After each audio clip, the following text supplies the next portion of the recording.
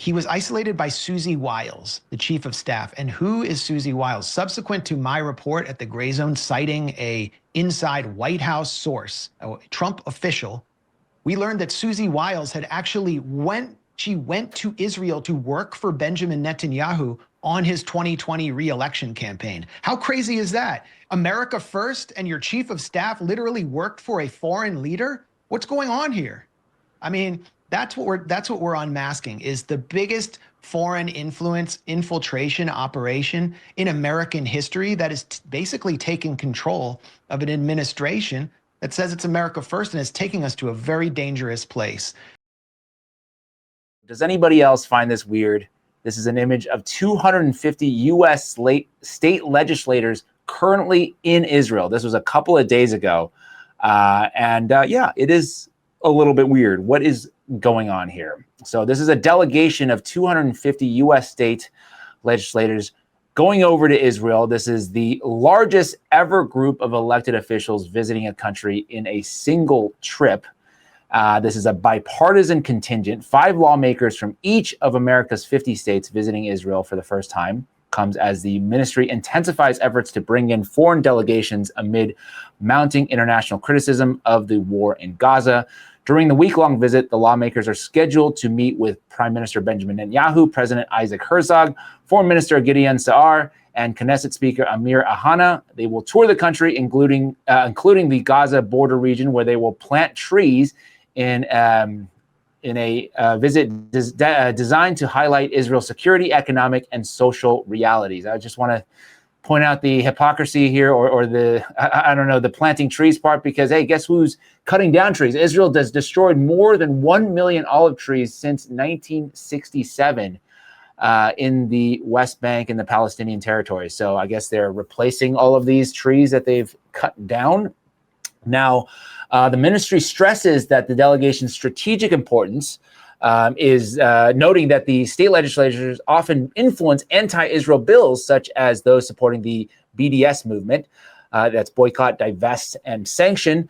Israel hopes the visitors will block hostile legislation at the state level and promote initiatives combating anti-Semitism and strengthening U.S.-Israel ties. So they're not even really hiding this. They're saying, hey, we need to bring these people over because we do not want them passing any anti-Israel bills anymore, such as boycotting Israel. And I find that to be a little distressing, since, you know, we're allowed to boycott the U.S., but we're apparently not allowed to boycott Israel. That's you know, as an American citizen, that is very, very distressing. And now we have, I think I referenced this earlier, but House Speaker Mike Johnson held a private meeting 2 days ago with AIPAC and Jewish leaders.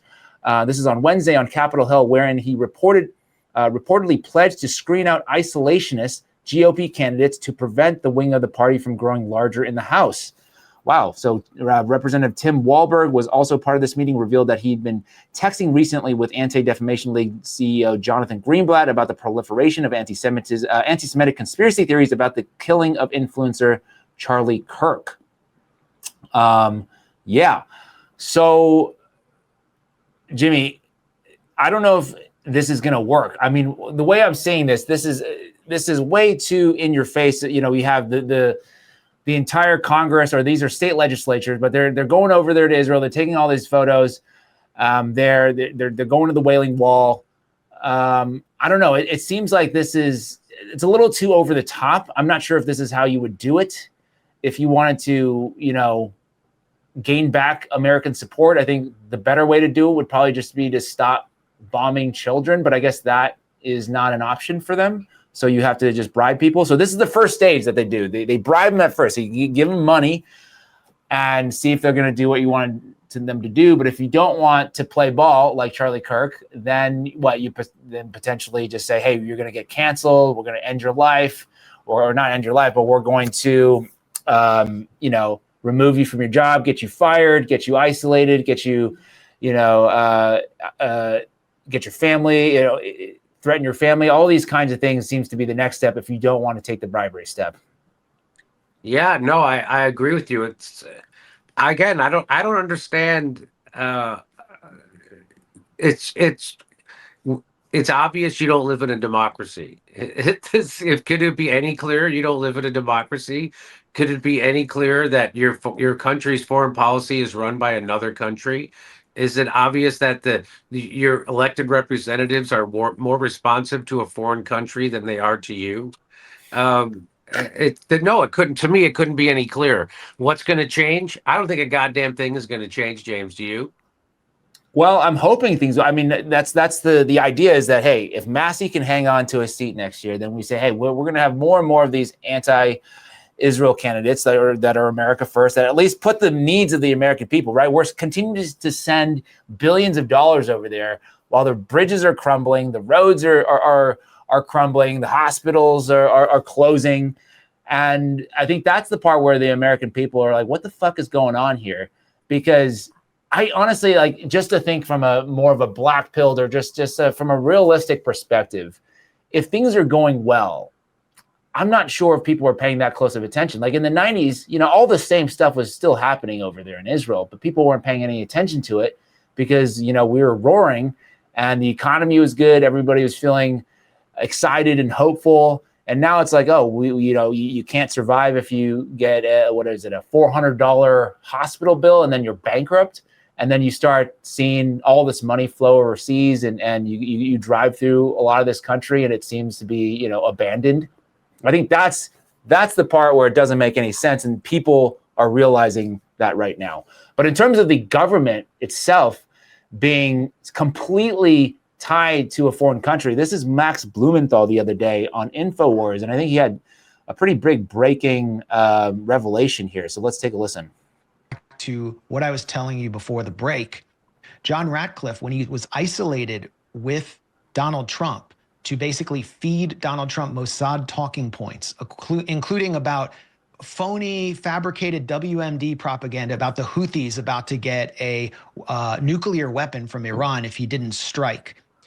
He was isolated by Susie Wiles, the chief of staff. And who is Susie Wiles? Subsequent to my report at the Gray Zone citing a inside White House source, a Trump official, we learned that Susie Wiles had actually went to Israel to work for Benjamin Netanyahu on his 2020 re-election campaign. How crazy is that? America first, and your chief of staff literally worked for a foreign leader? What's going on here?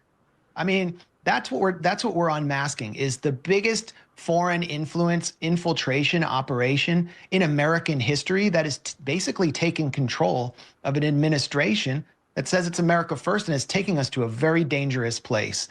And everybody's concerned about it, including on the left, on the right, and we're also concerned about where we're being taken in this country. Did you know that, Jim? Did you know Susie Wiles also worked for Netanyahu in his 2020 campaign? No, I did not know that. So yes, I mean, it is crazy how this administration is being run by a foreign country, and it couldn't be clearer. And it's certainly not America first. It's certainly Israel first. It's just it's really amazing. It seems like Donald Trump. What are we 8 months into his presidency, and it just seems in shambles. It just seems. But again, the establishment got their big, beautiful bill, so they got what they wanted, and that's exactly what they wanted. And he's still funding the Ukraine war. He's still funding the genocide in Gaza. So the powerful get what they want. Plus, they got the what was it called? The Genius Act. They're getting everything they want. Again, no matter who you vote for, you get John McCain. And if this kind of stuff depresses you, with the best antidote for it is laughter. And you can come see me October 7th, October 2nd, and Hermosa Beach at the Comedy Magic Club. And then I'll be in Sacramento and San Francisco. Go to jimmydore.com for a link for tickets, because if you don't laugh at this stuff, you'll cry. But it is obvious.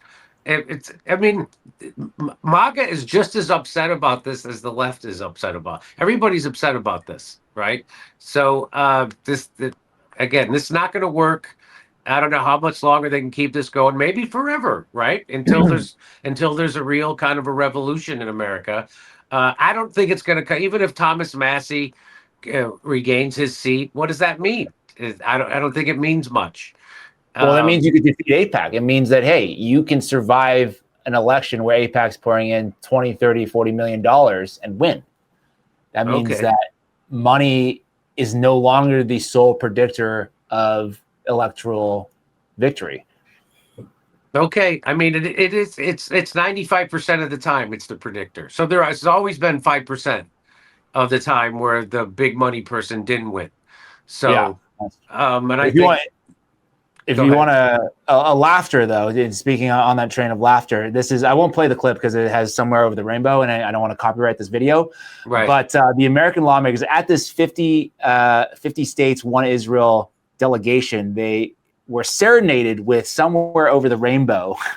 It's quite a big. Isn't that some kind of MK Ultra trigger song? That's what I was getting to. Oh, okay, yes. Go ahead. Yes. The Somewhere Over the Rainbow is a song known as a Project Monarch trigger for mind control MK Ultra slaves to activate them to do bidding against their will. Nothing to see here, of course. Wow. It's right out in the open there. Boy, I wish Kurt was on the show today. I'm sure he'd have a lot to say about this. I'm sure. But we got to have, I mean, the clip, I wish I could play the clip, but it was it's just such an over the top. Come see me on tour in Hermosa Beach, Sacramento, San Francisco. Go to jimmydore.com for a link for tickets.